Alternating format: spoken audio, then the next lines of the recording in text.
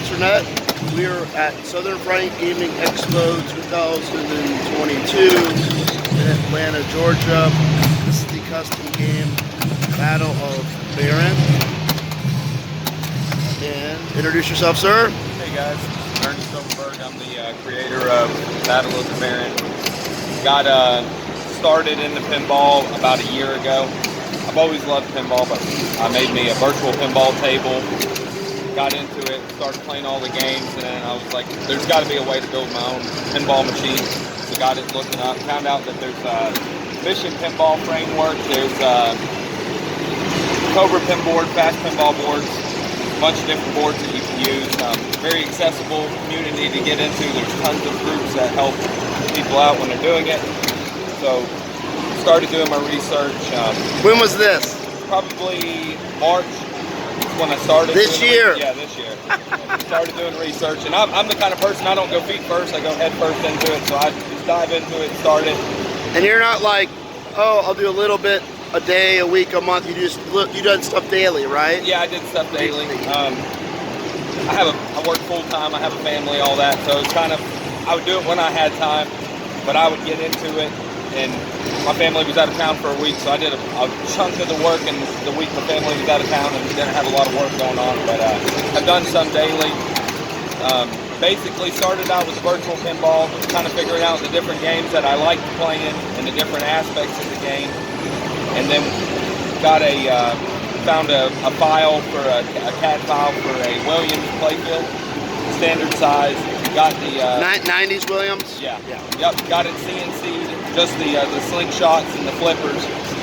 And then I kind of found a guy that was already 3D printing his material, and he was grateful enough to share the file with me. So the trough is all 3D printed. Greg brought is the guy that shared it with me, his own brew. He's doing his own machine. It's called Bearfest.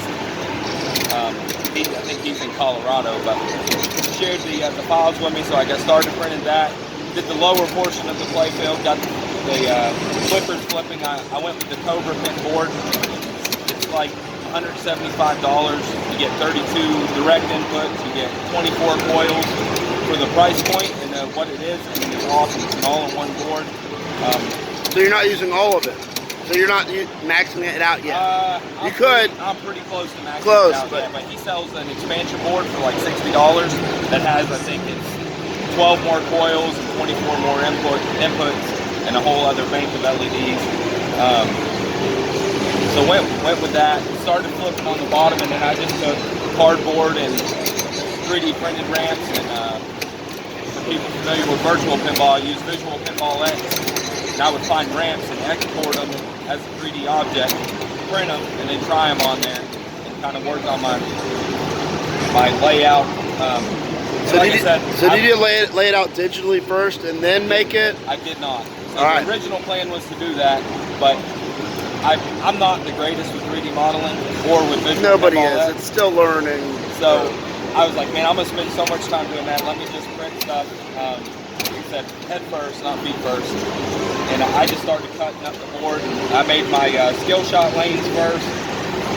I knew I wanted an orbit at the top that you could get in from the right or the left side.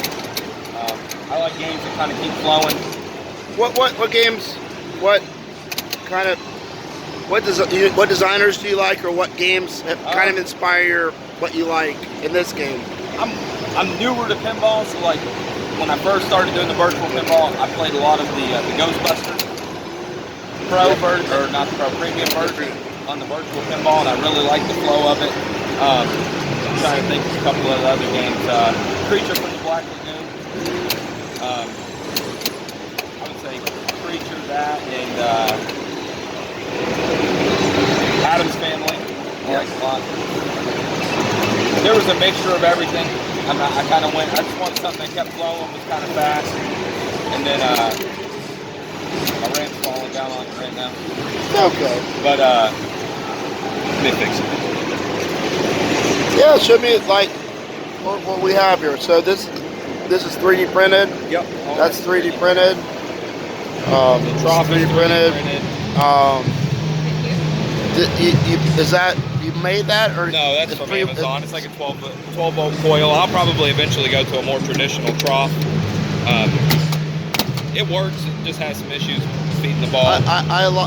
This is an interesting angle. Whereas I like this in a way better. If you look, so usually a ball is shot and it goes up and it hits a wall. Whereas this is an angle. Yep. And it's a good footprint. Some people complain like even in every game made now, when a ball goes from 1 to 1, you can shoot one up and balls can get stuck on top of each other. Yeah. That to me could have been refined. I've never seen that. That's really cool. That was the design that the Greg from Homebrew created Yeah. for his game, and you kind of use it. I've been trying to start out. I've been more trying to save money. So like all my parts are from. I bought an old Jubilee. Actually, I got a Jubilee EM pinball for free, and then I bought a Gottlieb Touchdown for like $100. That's a good game. I know that game, yeah. And then a bell ringer, which isn't even a real pinball, and that's what my Subway is off of. I paid $20 for the bell ringer. So you have parts from what games? So Jubilee Touchdown, Jubilee. What's from Touchdown? The slingshots, the pop buffers were, but then I bought some Data East pop buffers. Yes. I had some of the targets. I pulled some of the targets and 3D printed targets, like the Ward one over there said 3D printed. I pulled the switch from the Gottlieb.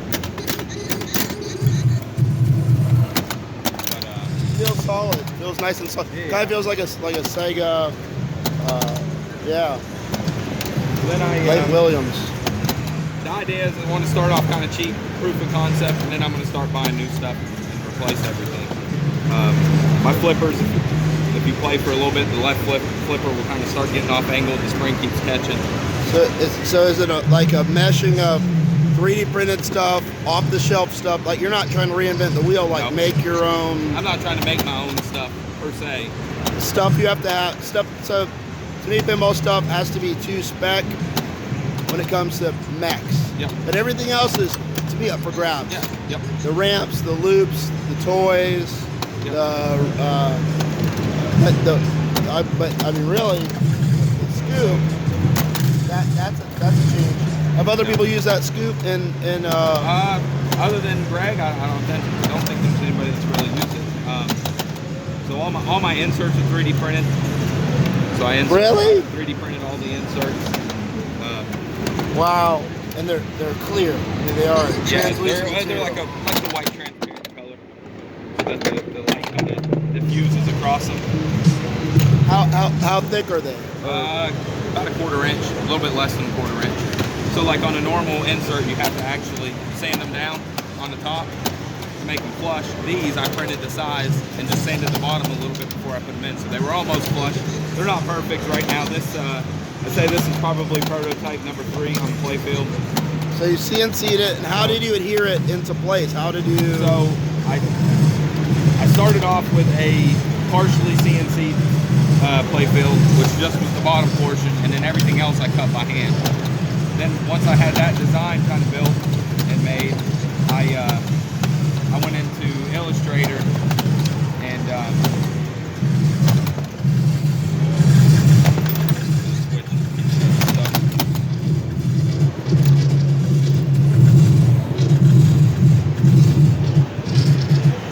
These are from like a Williams game. those are from Marco. They're just the ones that I bought most of my little parts from Marco.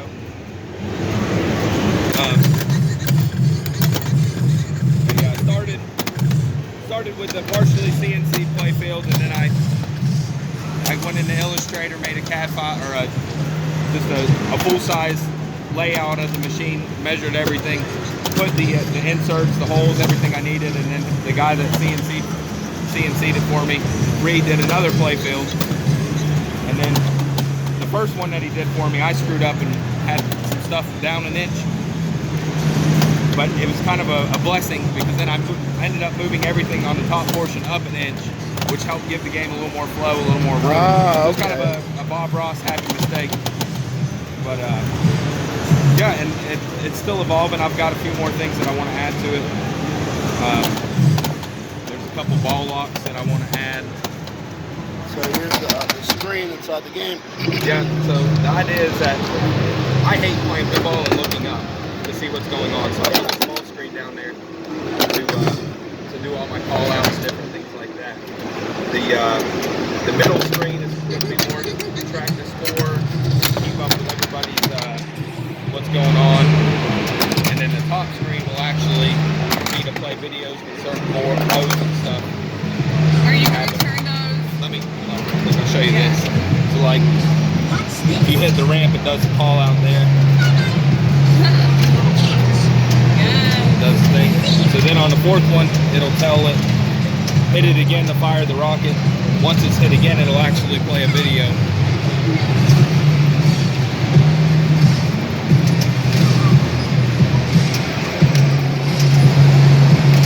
For each of the different modes. And that's the only one I have programmed so far. And for people familiar with League of Legends, there's probably 10 hours on YouTube of just 4K cinematics that I can pull from. So I've got plenty of video sounds that I can use in the game. Are you going to turn those into Timo's? They are, yeah. Yeah, so like as you hit them, it's actually Timo's shirt account right there. As you hit them. Oh my god, that's amazing. But RGB LEDs. Yep, all RGB. There's Even the insert. Even the inserts, yeah. Yeah. So each of the larger triangles, they are I got 2 LEDs for each one. The big circle in the middle, there's only one on there now, but I'll probably do 4 eventually, or they sell some little LED rings. I might do something like that behind it just to give it a little more flair. I mean, I don't have too much beef with any company, but there's certain things that in this day and age, no game should be underlit. Why do I have to add light strips and hit post lights and spotlights? I mean, I like mods, but I operate games for a damn living. I shouldn't have to augment my games. So the idea for my mind, I'm probably going to go with a more traditional apron and trough, but all the other plastics I'm going to keep 3D printed. And I like this trough though. I like this trough though. So and I love the apron, but the apron is up for discussion. Yeah. And when the problem is now with that trough, the apron, I'll have to modify it some to get it to really fit. But the idea behind the transparent kind of clear is I'm actually going to put LEDs all under that too. Yeah. So that all the general. Alien does that. Yeah. Alien has that same style, but not that footprint. I like that footprint. Yeah. I'd rather have a lit inlay than posts and metal. Yeah. That's 30 years old, 40 years old. Like, reinvent the wheel a little. I get that pinball, some things shouldn't change, but some things you could. Some things shouldn't be changed. Like a 2300 coil, a 26 1200 coil. These things work for tens of thousands of plays. Yep. Those things you don't have to create on your own. You can. I mean, but to me, it's like the value of those coils. You're going to get that money out of it. Oh yeah. It's not always about what it costs. Just because it costs this much, what's the long range cost? I don't look at the cost when I buy something of how much it costs. It's how long you keep it divided by how much you pay. Yep. That's the actual value. And if everything you're putting in this game holds up as long as it can, they're getting their value out of it. But it's like, like your cell phone lasts what, a year or two? I mean, you get your money out of it, but what if it lasts another year? Yeah. No, and I mean, as a consumer product, they're made more for people to replace. Pinball machines not really meant to do that. Yeah. The upfront cost on it is high enough that it's meant to last. Well, it's a hybrid market now. I'm an operator, but I collect too some, and so you have to make people that want an art piece in their house happy, and people that put them on location. Well, they both. Sometimes in a house, it gets played way more than on a location. Yep. Like 2, 3, 4 times as much.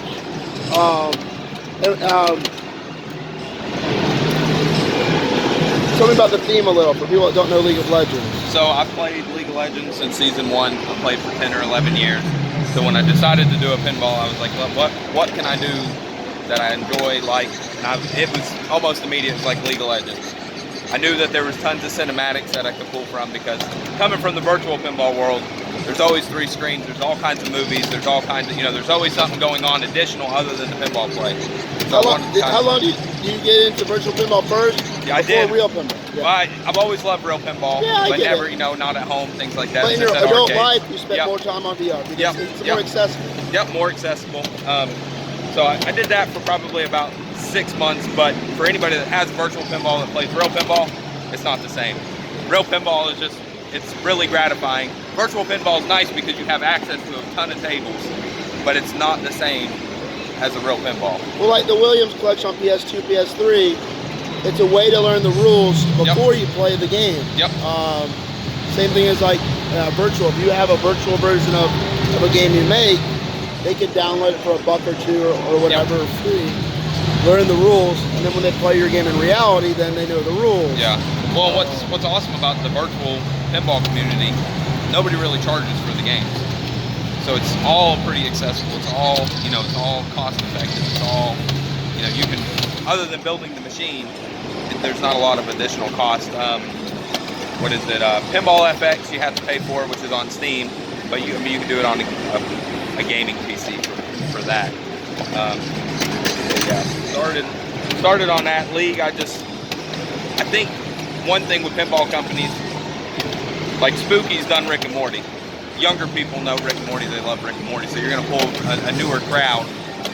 Some of the older ones like Rush and things like that, not that there's anything wrong with appealing to the older crowd, but... Well, that's the buyer market. Yeah, it is the buyer market. It's all statistics and demographics. For somebody like me, I'm 36 years old. I'm in the middle of it, so like AC/DC, things like that, I like those. Rush, I don't really care for Rush. AC/DC's immortal, Metallica's immortal, Iron Maiden's immortal. Yeah. So things like that I can understand, but I think, and hopefully they start getting more into some of the newer stuff. Yeah. There's accessible, I know, I don't really watch anime, but tons of people watch anime, and there's tons of cool stuff that people What, like do. Akira? Should they make an Akira pinball? Yeah, like something like that, or Dragon Ball Z, or I know there's a custom. My buddy did that custom, and it's he drew it. He drew it on paper. He's a madman. He drew it on paper, made it, and then he's like, "Oh, I forgot something." And on paper, he drew the add-a-ball, added it. Wow. Yeah, there's and I go back to Rick. What's your tech background? What's your? So I went to school for computer engineering, and I work for an electrical engineering company as a supply chain manager. So I've done programming, done automation programming, mostly power industry. And then I live in Georgia. It's the flooring capital of the world. So I've worked for a ton of manufacturing, flooring manufacturing companies, but mostly in either engineering or management roles. I actually work from home now. So it's kind of, I'll go take a break and work on my pinball machine for my lunch break. If the planets aligned and everything could work out, would you try to make a limited run of this if they would give you the license for a limited run? Because if I could get the license and the company, either manufacture it myself or have a company manufacture it, I would 100% be down to it. The proof of concept to some people is when they say it, you have to have it.